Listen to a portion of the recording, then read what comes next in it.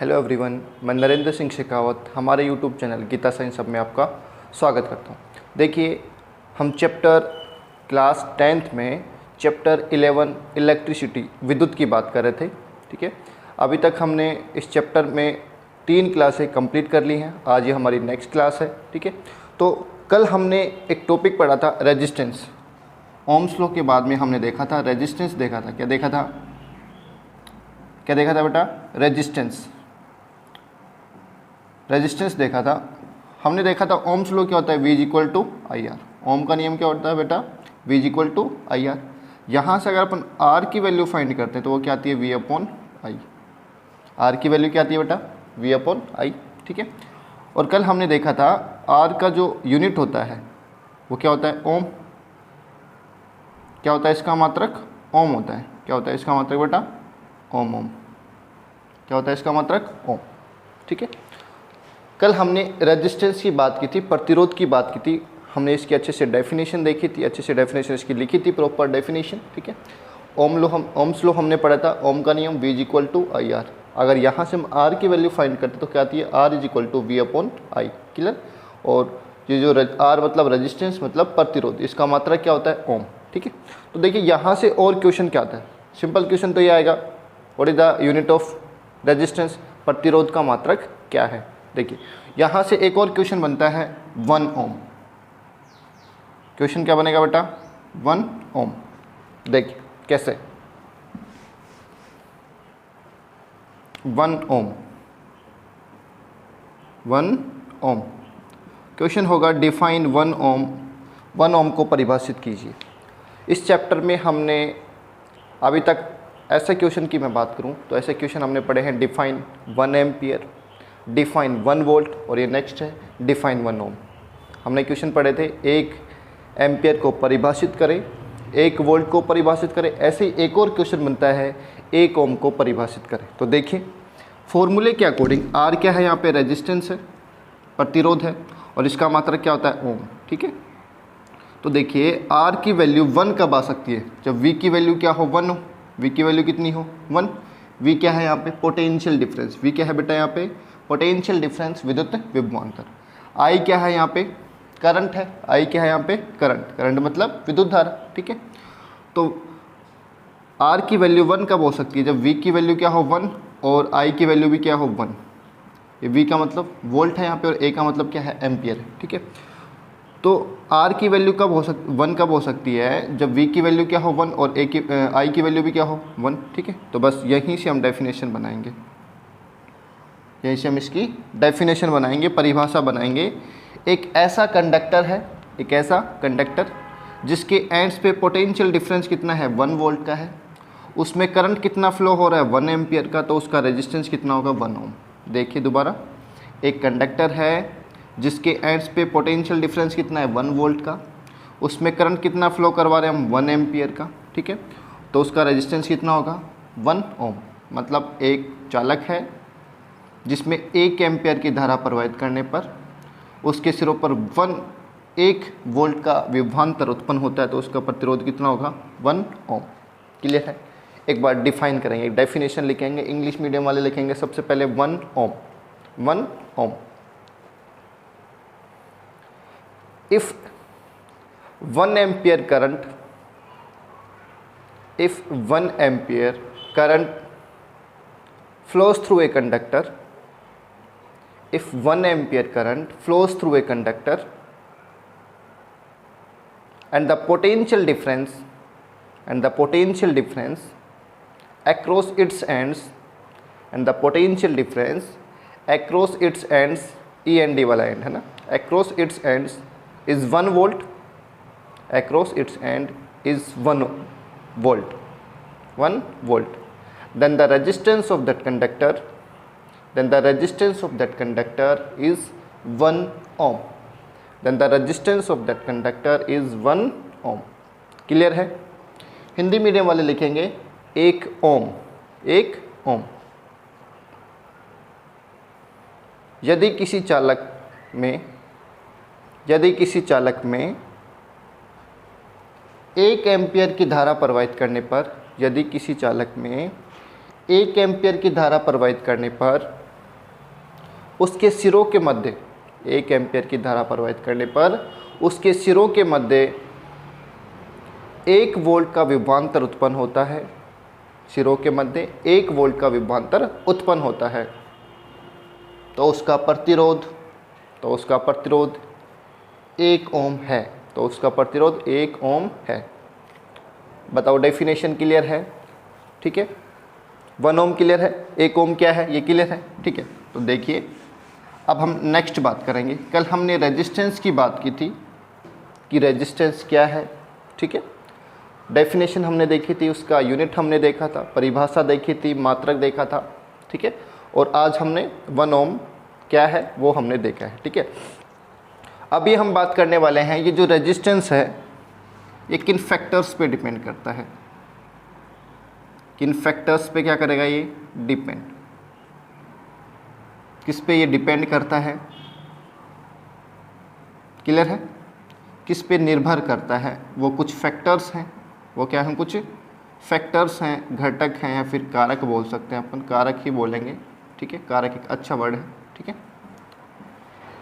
आज अपन किसकी बात करने वाले हैं? जो रेजिस्टेंस है किसी भी कंडक्टर का, किसी भी चालक का प्रतिरोध किन किन चीज़ों पर निर्भर करता है। क्लियर है? तो देखिए हम क्या लिखेंगे, अगर अपन हेडिंग लिखना चाहें तो क्या है अपना topic? Factors on which resistance depend. Factors on which resistance depends. कारक जिन पर प्रतिरोध निर्भर करता है, जिन पर प्रतिरोध निर्भर करता है।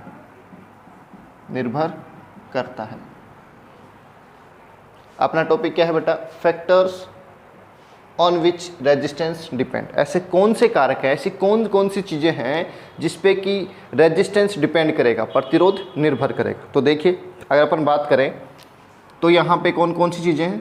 Number 1 length of wire. Number 1 क्या है?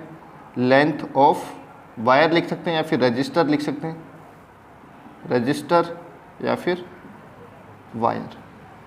हिंदी में क्या लिखेंगे? प्रतिरोधक। रजिस्टर को क्या बोलते हैं?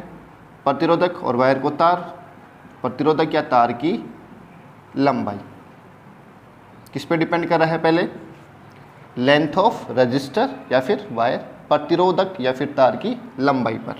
Number 2 cross section area.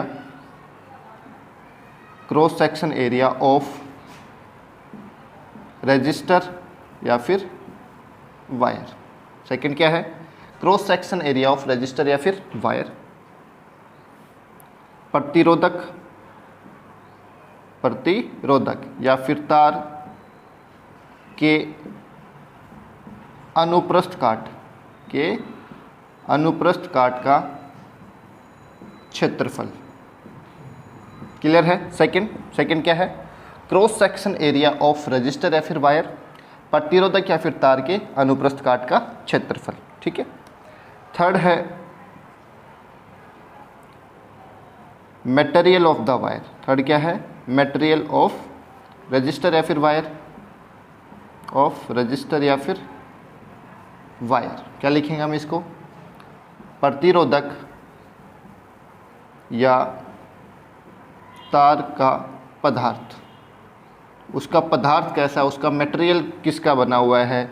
चांदी का बना हुआ है, तांबे का बना हुआ है, मतलब कॉपर का बना हुआ है, सिल्वर का बना हुआ है, उस पर भी डिपेंड करता है क्या? रेजिस्टेंस। ठीक है। और लास्ट है टेम्परेचर। लास्ट क्या है? टेम्परेचर, तापमान।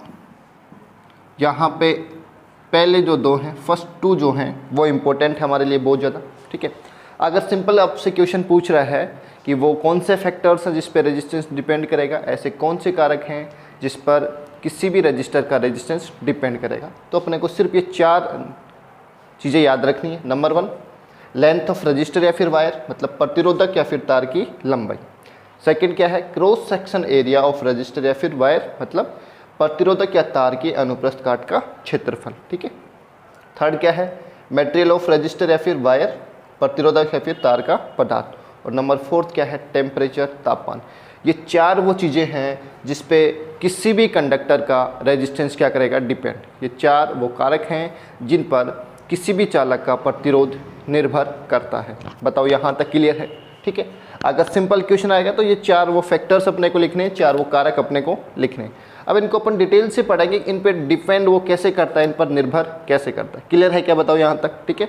तो देखिए नंबर फर्स्ट हम पढ़ने वाले हैं लेंथ ऑफ रजिस्टर या फिर वायर, प्रतिरोधक या फिर तार की लंबाई। देखिए इस पे डिपेंड हम ये कैसे करता है, इसकी अगर हम बात करें कि रजिस्टर जो है लेंथ ऑफ वायर पे कैसे डिपेंड करेगा, प्रतिरोध तार की लंबाई पर कैसे निर्भर करता है। तो देखिए जो रेजिस्टेंस होता है वो डायरेक्टली प्रोपोर्शनल होता है लेंथ के। लेंथ ऑफ रजिस्टर को, लेंथ को अपन स्मॉल एल से रिप्रेजेंट करते हैं, तार की लंबाई को एल से। ठीक है। और आर यहाँ पे क्या है, प्रतिरोध है। क्या क्या है, प्रतिरोध मतलब रेजिस्टेंस। ठीक है। तो देखो ये रिलेशन होता है, आर डायरेक्टली प्रोपोर्शनल किसके होता है, एल के। ये डायरेक्टली प्रोपोर्शनल वाला जो वर्ड है सीधे समानुपाती होता है, आर जो है वो एल के सीधे समानुपाती। ये जो वर्ड है डायरेक्टली प्रोपोर्शनल मतलब सीधे समानुपाती। इसका मतलब कल हमने देखा था कि अगर एक चीज़ बढ़ती है तो दूसरी चीज़ भी बढ़ेगी, और एक चीज़ कम होती है दूसरी चीज़ भी कम होगी। इसका मतलब अगर लेंथ ज़्यादा है तो रेजिस्टेंस भी क्या होगा उसका, ज़्यादा। एक वायर है जिसकी लेंथ क्या है, ज़्यादा, तो उसका रेजिस्टेंस क्या है, ज़्यादा। एक वायर जिसकी लेंथ क्या है, कम, तो उसका रेजिस्टेंस भी क्या होगा, कम। बताओ क्लियर है क्या, समझ में आएगा? सिंपल क्वेश्चन कैसे देगा, एक वायर है, सिंपल क्वेश्चन अगर अपन बात करें यहाँ से सिंपल क्वेश्चन कैसे पूछेगा, एक वायर है जिसकी लेंथ आपको दे दी जाएगी कि वो 2 सेंटीमीटर का है, एक दूसरा वायर है जिसकी लेंथ कितनी है, 4 सेंटीमीटर है। समझ में आया? मतलब एक तार है जिसकी लंबाई तो 2 सेंटीमीटर है, दूसरा तार है जिसकी लंबाई 4 सेंटीमीटर है, मीटर में भी ले सकते हैं। ठीक है। दोनों में समझ में आया? ठीक है। बताओ किसका रेजिस्टेंस ज़्यादा होगा, किसका प्रतिरोध ज़्यादा हो, तो बताओ किसका ज़्यादा होगा, 4 सेंटीमीटर वाले का या फिर 4 मीटर वाले का। क्लियर है ना? मतलब जिसकी लेंथ ज़्यादा है, जिसकी लंबाई ज़्यादा है, उसका प्रतिरोध भी क्या होगा, ज़्यादा होगा, उसका रेजिस्टेंस भी ज़्यादा होगा। क्लियर है क्या, समझ में आया क्या? ठीक है। देखो यहाँ से और कैसे क्वेश्चन पूछेगा, जहाँ से अपन एक और फॉर्मूला बना सकते हैं, R1/R2 इक्वल L1/L2। देखो ये क्या है, R1 का मतलब ये है कि पहले वाला जो वायर है, पहले वाला जो तार है उसका रेजिस्टेंस है, उसका प्रतिरोध है। R2 क्या है, जो सेकंड वाला वायर है उसका रेजिस्टेंस मतलब दूसरे वाले तार का प्रतिरोध। L1 क्या है, पहले वाले तार की लंबाई, लेंथ ऑफ फर्स्ट वायर, और L2 क्या है, दूसरे तार की लंबाई, length of second wire. Clear है? तो ये फॉर्मूला इंपॉर्टेंट कैसे है, कोई भी 3 चीज़ें आपको दे देगा और चौथी चीज़ आपसे पूछ लेगा। सपोज इस तरीके से एक वायर है, उसकी लेंथ 4 मीटर है, एक वायर जिसकी लेंथ 4 मीटर है, इसका मतलब इसकी वैल्यू दिया है। उसका रेजिस्टेंस आपको दिया कि उसका रेजिस्टेंस 2 ओम है या 1 ओम है। क्लियर? फिर बोलेगा एक दूसरा वायर जिसकी लेंथ 8 मीटर है, बताओ उसका रेजिस्टेंस कितना होगा। समझ में आया मैं क्या कहना चाह रहा हूँ? ये फॉर्मूला बहुत ज़्यादा इंपॉर्टेंट होने वाला है, यहाँ से क्वेश्चन आने के चांसेस इस चैप्टर में बहुत ज़्यादा होते हैं। तो देखिए हम पढ़ रहे थे कि रेजिस्टेंस किस किस पे डिपेंड करेगा, प्रतिरोध किन किन कारकों पर निर्भर करता है। फर्स्ट हम पढ़ रहे हैं लेंथ ऑफ रजिस्टर या फिर वायर, प्रतिरोधक या फिर तार की लंबाई। तो क्या रिलेशन होता है, डायरेक्टली प्रोपोर्शनल का रिलेशन होता है। आर डायरेक्टली प्रोपोर्शनल होता है एल के, आर क्या है यहाँ पे रेजिस्टेंस प्रतिरोध है, एल क्या यहाँ पे तार की लंबाई लेंथ ऑफ वायर है। इसका मतलब अगर किसी भी वायर की लेंथ ज़्यादा है तो उसका रेजिस्टेंस क्या होगा, ज़्यादा, उसकी लेंथ कम है तो रेजिस्टेंस क्या होगा, कम। क्लियर है? तो ऐसे एक फॉर्मूला क्रिएट होता है R1/R2 इक्वल L1/L2। बताओ यहाँ तक समझ में आया क्या, यहाँ तक क्लियर है? तो एक बार अपन लिख लेंगे, नंबर 1 लेंथ ऑफ रजिस्टर या फिर वायर, प्रतिरोधक या फिर तार की लंबाई। इसमें लिखेंगे सबसे पहले इंग्लिश मीडियम वाले लिखेंगे resistance of a register, resistance of a register, resistance of a resistor is directly proportional to the length of wire, is directly proportional to the length of wire। Resistance of a resistor is directly proportional to the length of wire. ठीक है, Hindi medium वाले लिखेंगे प्रतिरोधक या फिर तार की लंबाई, प्रतिरोधक या फिर तार की लंबाई। प्रतिरोधक या तार का प्रतिरोध, प्रतिरोधक या तार का प्रतिरोध, प्रतिरोधक या तार का प्रतिरोध, प्रतिरोधक या तार की लंबाई के, प्रतिरोधक या तार की लंबाई के सीधे समानुपाती होता है, प्रतिरोधक या तार की लंबाई के सीधे समानुपाती होता है। और उसके बाद में अपन ये नोट कर लेंगे। क्लियर है यहाँ तक? फर्स्ट समझ में आ गया कि लेंथ ऑफ वायर पे रेजिस्टेंस कैसे डिपेंड करेगा, तार की लंबाई पर प्रतिरोध कैसे डिपेंड करेगा। इसका मतलब एक वायर छोटा है तो उसका रेजिस्टेंस भी क्या होगा, कम, एक वायर बड़ा है तो उसका रेजिस्टेंस क्या होगा, ज़्यादा। यहाँ तक क्लियर है? तो देखिए नेक्स्ट हम पढ़ने वाले हैं क्या, cross section area of register. क्या पढ़ने वाले हैं? Cross section area of register. तो देखिए सेकंड है अपना cross section area of register, और रजिस्टर को क्या बोल सकते हैं अपन, वायर। क्लियर? हिंदी में क्या लिखेंगे, प्रतिरोधक, रजिस्टर को क्या बोलते हैं अपन, प्रतिरोधक या फिर तार के अनुप्रस्थ काट, अनुप्रस्थ काट का क्षेत्रफल। तो देखिए अनुप्रस्थ काट का क्षेत्रफल क्रॉस सेक्शन एरिया से मतलब क्या है, उसकी मोटाई से। समझ में आया? क्रॉस सेक्शन एरिया अनुप्रस्थ काट का जो क्षेत्रफल है उससे मतलब किससे है, यहाँ पे मोटाई से, उसकी मोटाई कितनी है। तो देखिए इसमें क्या रिलेशन होता है, इसमें रिलेशन होता है आर डायरेक्टली प्रोपोर्शनल होता है 1/a के। आर डायरेक्टली प्रोपोर्शनल क्या होता है, 1/a। इसका मतलब यहाँ पे इन्वर्सली प्रोपोर्शनल का रिलेशन है। जब ऐसा रिलेशन आ जाता है तो उसको अपन क्या बोलते हैं, इन्वर्सली प्रोपोर्शन। क्या बोलते हैं इसको, इन्वर्सली प्रोपोर्शन, व्युत्क्रमानुपाती, व्युत्क्रमानुपाती। समझ में आया क्या? आर डायरेक्टली या फिर inversely proportional to 1/a। Clear है? Is inversely proportional to a बोलेंगे। क्लियर है? देखो कल हमने पढ़ा था डायरेक्टली प्रोपोर्शनल, अभी थोड़ी देर पहले भी पढ़ा डायरेक्टली प्रोपोर्शनल, सीधे समानुपाती, और एक है व्युत्क्रमानुपाती। ये रिलेशन जब होता है तो इसको हम समझेंगे। इसका मतलब ये हुआ अगर एरिया जब ज़्यादा होगा तो रेजिस्टेंस क्या होगा, कम। समझ में आया? जब भी इन्वर्सली प्रोपोर्शनल रिलेशन आए किन्हीं भी दो फिजिकल क्वांटिटी के बीच में, जब भी व्युत्क्रमानुपाती का संबंध आए किसी भी दो भौतिक राशियों के मध्य, तो इसका मतलब क्या हो जाएगा, अगर एक चीज़ बढ़ जाए तो दूसरी क्या होगी, घटेगी। इसका मतलब एरिया अगर ज़्यादा है तो रेजिस्टेंस क्या होगा, कम। अनुप्रस्थ काट का क्षेत्रफल ज़्यादा है तो इसका मतलब उसका प्रतिरोध क्या होगा, कम। सेकंड, अगर इसका एरिया क्या होगा, कम, तो इसका रेजिस्टेंस क्या होगा, ज़्यादा। बताओ समझ में आया क्या? क्लियर है यहाँ तक? ठीक है।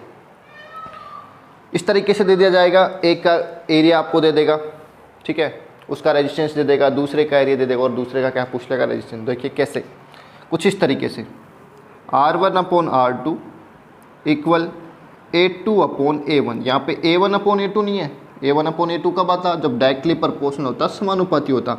जबकि यहाँ पे तो क्या है, इन्वर्सली प्रोपोर्शनल है। क्या है यहाँ पे, इन्वर्सली प्रोपोर्शनल है, व्युत्क्रमानुपाती है। इसलिए क्या होगा, R1/R2 इक्वल A2/A1। ये फॉर्मूला अपने को याद रखना है, बहुत इंपॉर्टेंट है ये। और इससे भी ज़्यादा आगे आने वाला है एक और फॉर्मूला। यहाँ तक समझ में आया, बताओ? ठीक है, तो देखिए एक और देखते हैं अपन। ए का मतलब यहाँ पे क्या है, एरिया है। ए का मतलब क्या है, एरिया है, क्षेत्रफल है, और वो भी किसका, क्रॉस सेक्शन एरिया है, मतलब अनुप्रस्थ काट का क्षेत्रफल। मतलब मोटाई से मतलब है क्या। अगर वायर को हम देखें तो कुछ ऐसा ही होता है क्या, ऐसा ही होता है वायर, ऐसा ही होता है ना। वायर को अगर हम देखें क्लोजली तो ऐसा दिखता है अपने को। इसका मतलब वहाँ पे क्या है, सर्किल है क्या, कैसा है वो, सर्किल जैसा है क्या, किसके जैसा है, सर्किल जैसा है, वर्त के जैसा है। और सर्किल का एरिया क्या होता है, सर्किल का एरिया क्या होता है बेटा, πr²। वर्त का जो क्षेत्रफल है वो क्या होता है, πr²। इसका मतलब यहाँ पे जो पाई है ये कांस्टेंट होती है, ये कभी भी चेंज नहीं होगा, इसकी वैल्यू तो फिक्स रहेगी 22/7, 22/7 या फिर 3.14। बताओ क्लियर है क्या? ए का मतलब क्या है यहाँ पे? एरिया है क्या? किसका एरिया? सर्किल का एरिया, वृत्त का क्षेत्रफल, जो कितना होता है पाई आर स्क्वायर। क्लियर? तो पाई तो यहाँ पे क्या है? फिक्स। इसका मतलब एरिया किस पे डिपेंड कर रहा है? एरिया डिपेंड कर रहा है आर स्क्वायर पे। एरिया किस पे डिपेंड कर रहा है बेटा? आर स्क्वायर पे। एरिया किस पे डिपेंड कर रहा है? आर स्क्वायर पे। तो देखो एक की जगह अपन आर स्क्वायर लिखना पड़ेगा अपने को। ये आर क्या है? रेडियस है। आर क्या बेटा? यहाँ पे रेडियस है, त्रिज्या है उसकी। इसकी क्या है? ये रेडियस है, त्रिज्या है इस वायर की। क्लियर? तो देखो यहाँ से एक फॉर्मूला क्रिएट होगा, R1/R2 equal small r2 upon small r1 का होल स्क्वायर। और ये है वो इम्पोर्टेंट फॉर्मूला जहाँ से न्यूमेरिकल आने के चांसेस बहुत ही ज़्यादा होते हैं, और यहाँ से क्वेश्चन भी बड़े इंपॉर्टेंट क्वेश्चन बनते हैं, बहुत ही इंपॉर्टेंट क्वेश्चन बनते हैं। यहाँ से अच्छे क्वेश्चन बनते हैं बेटा यहाँ से, इस फॉर्मूले से। R1/R2 equal to small r2 upon small r1 का होल स्क्वायर। बताओ यहाँ तक क्लियर है क्या? ये चीज़ समझ में आई क्या? तो देखिए एक बार दोबारा देखते हैं अपन।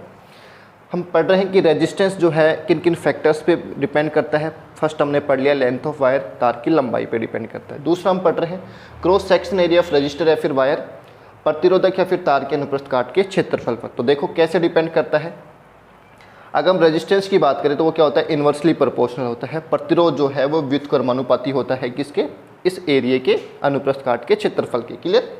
तो यहाँ से एक फॉर्मूला क्रिएट होगा, R1/R2 इक्वल A2/A1। क्लियर है? यहाँ पे R1 क्या है बेटा? पहला वाला जो वायर है उसका रेजिस्टेंस है, उसका प्रतिरोध है। R2 क्या है? जो सेकंड वाला वायर है उसका रेजिस्टेंस है, उसका प्रतिरोध है। A2 क्या है? यहाँ पे जो दूसरा वाला वायर है उसका एरिया है, उसका क्षेत्रफल है। और A1 क्या है? जो फर्स्ट वाला जो वायर है उसका एरिया है, उसका क्षेत्रफल है। ठीक है? और हमने पढ़ा कि A यहाँ पे क्या है? एरिया है, क्षेत्रफल है। और वायर कैसा होता है? सर्किल जैसा होता है क्या? तो सर्किल मतलब वर्त जैसा, और वर्त का क्षेत्रफल क्या होता है बेटा? पाई आर स्क्वायर। एरिया का, सर्किल का एरिया क्या होता है बेटा? पाई आर स्क्वायर। ठीक है? तो इसका मतलब एरिया किस पे डिपेंड करेगा? पाई पे तो डिपेंड करेगा नहीं, क्योंकि पाई की वैल्यू तो क्या है बेटा? फिक्स है। तो एरिया किस पे डिपेंड करेगा? आर स्क्वायर पे। इसका मतलब एरिया डायरेक्टली प्रोपोर्शनल किसके है? आर स्क्वायर के। क्लियर है क्या? तो सॉरी आर स्क्वायर, और यहाँ पे आर क्या है बेटा? रेडियस है। आर क्या है? ये रेडियस है वायर की, तार की त्रिज्या है ना। कैपिटल आर और स्मॉल आर में कन्फ्यूज नहीं होना है। कैपिटल आर क्या है? Resistance of wire, resistance of wire, तार का प्रतिरोध। जबकि स्मॉल आर क्या है बेटा? यहाँ पे रेडियस ऑफ वायर, तार की त्रिज्या। ठीक है? तो यहाँ से रिलेशन आएगा R1/R2 equal small r2 upon small r1 का होल स्क्वायर। बताओ यहाँ तक क्लियर है क्या? तो एक बार अपन लिखेंगे second, cross section area of register या फिर वायर, अनुप्रस्थ काट, प्रतिरोधक या फिर तार के अनुप्रस्थ काट का क्षेत्रफल। तो देखिए सबसे पहले इंग्लिश मीडियम वाले लिखेंगे, resistance of a wire, resistance of a wire is inversely proportional, resistance of a wire is inversely proportional to cross section area of wire, to cross section area of wire। मैं repeat कर रहा हूँ बेटा, resistance of a wire is inversely proportional to cross section area of wire। Clear है?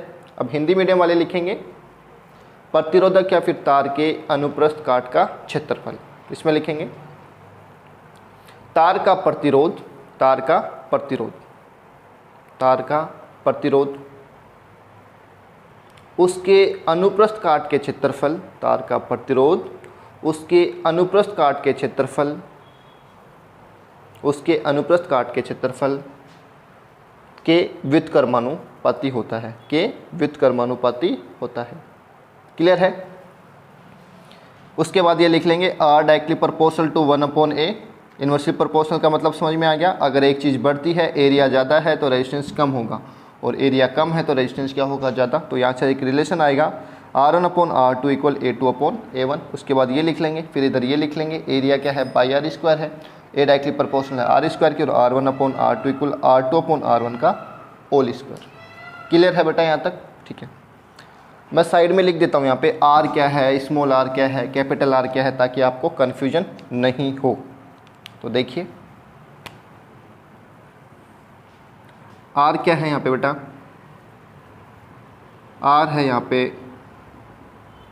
Resistance of wire, क्या है बेटा, resistance of wire मतलब तार का प्रतिरोध। क्लियर है। ए क्या है, डायरेक्ट लिख देते हैं area of wire, area of wire तार का क्षेत्रफल है ना। ये कौन सा एरिया की बात करें बेटा, क्रॉस सेक्शन एरिया, अनुप्रस्थ काट के क्षेत्रफल की। और स्मॉल आर यहाँ पे क्या है, radius of wire. Small r का है क्या है यहाँ पे बेटा, रेडियस ऑफ वायर, तार की त्रिज्या, तार की त्रिज्या। बताओ क्लियर है क्या, दोनों चीज़ें क्लियर है, यहाँ तक समझ में आया आपको अच्छे से। ठीक है, ये जो फॉर्मूले अभी आपको लिखवाए हैं ये बहुत ज़्यादा इंपॉर्टेंट है, काम आने वाले हैं। थर्ड हमने क्या लिखा था, material of the wire, material of the wire.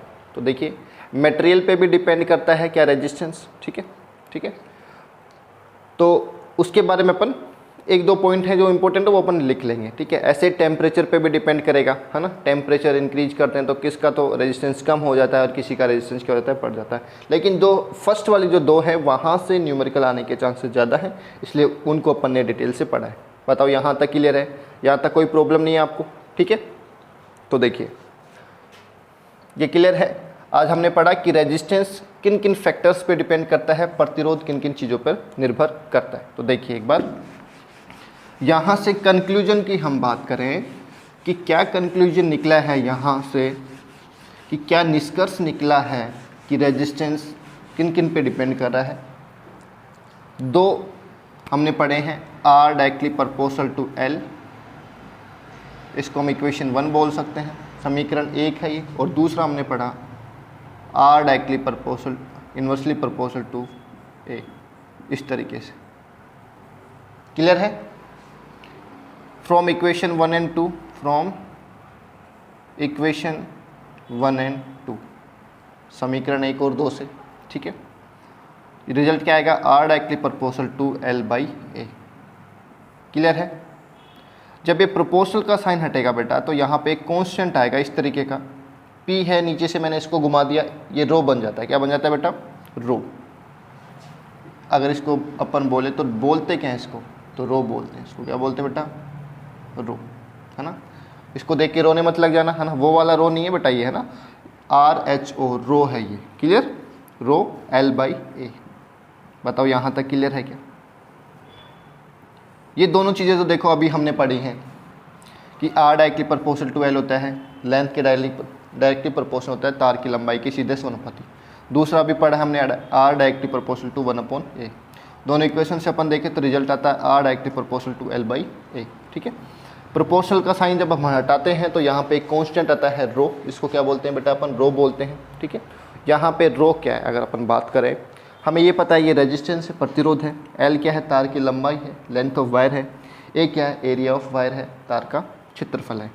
अगर मैं यहाँ पे बात करूँ रो क्या है, तो rho equal, it is a constant, it is a constant. क्या है बेटा, ये कांस्टेंट है और दैट इज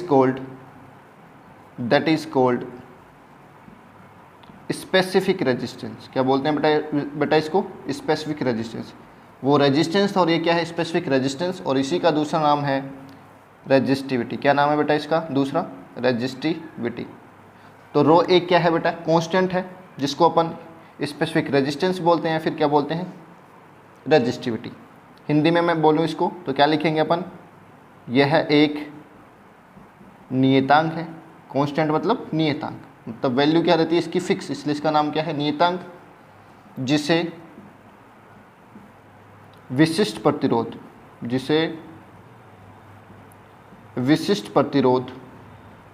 या फिर प्रतिरोधकता, क्या बोलेंगे बेटा इसको, विशिष्ट प्रतिरोध या फिर प्रतिरोधकता कहते हैं। बताओ क्लियर है क्या। तो रिजल्ट आया अपने पास में R is equal to rho L by A. और रो क्या है बेटा, यहाँ पे एक कांस्टेंट है, एक नियतांक है जिसको हम स्पेसिफिक रेजिस्टेंस और रेजिस्टिविटी बोलते हैं, मतलब विशिष्ट प्रतिरोध और प्रतिरोधकता कहते हैं।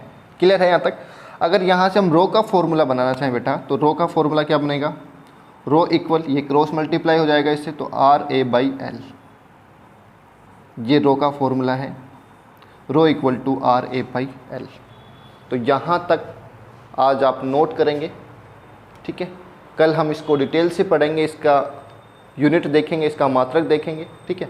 और अभी तक आपने हमारे चैनल गीता साइंस हब को सब्सक्राइब नहीं किया है तो प्लीज़ आप सब्सक्राइब कर लीजिए, क्योंकि यहाँ पे जो कंटेंट आपको मिलने वाला है बहुत ही अच्छी क्वालिटी का कंटेंट आपको मिलने वाला है। जो भी नोट्स आपको लिखाए जाएंगे वो बहुत ही अच्छे होंगे और उनसे बाहर एग्ज़ाम में कुछ भी आपसे नहीं पूछा जाएगा, ठीक है।